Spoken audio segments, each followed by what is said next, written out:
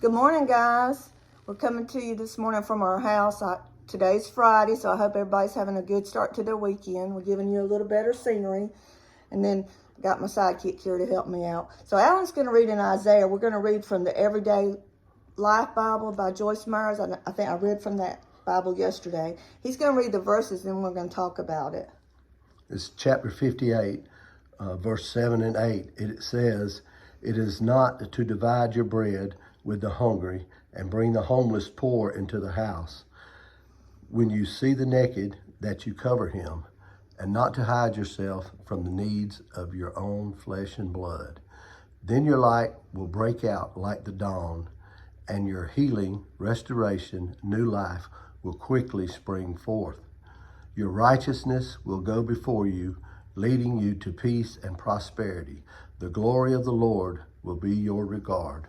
That's good. Okay. And so Joyce's commentary says, some people can become so involved in ministry that they overlook their own family, members, and friends. But the Lord makes clear in Isaiah 58:7 that we are not to neglect one in order to attend to the other. It says, in this verse, God tells us that we are not only to meet the needs of those around us in the world, like the poor, the needy, and the disadvantaged, but that we are also to meet the needs of our immediate and extended family. We forget them sometimes. We must also obey what we read in God's word. And in Isaiah 58:7, the word says that we should not only feed the hungry and clothe the poor and the naked, but we must also not hide ourselves from the needs of our own flesh and blood.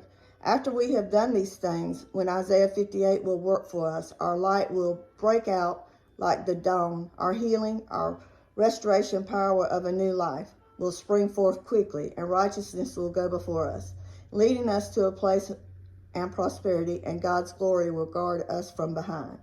Those are awesome promises, and I encourage you to do what is necessary for you to be in position to receive them in your life.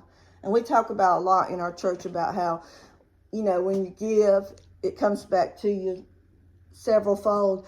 But sometimes I think with family, we forget that they may not always want to ask. And sometimes you have to just discern that they need help, don't you think? Yeah, that's true. I mean, it's one thing that to give, as like in tithing, but offerings, are different from your tithing. So it's good to keep in mind, especially this time of year, in giving, and not just giving to the needy and the poor, but giving sometimes to your own family. Yeah, and it's never going to go in vain. If you help someone, the Lord is going to pay it back, and we can testify to that, several times. So just remember that sometimes, pay attention to what's going on around you, because not everybody's just going to come out and say, I'm having trouble buying groceries this week.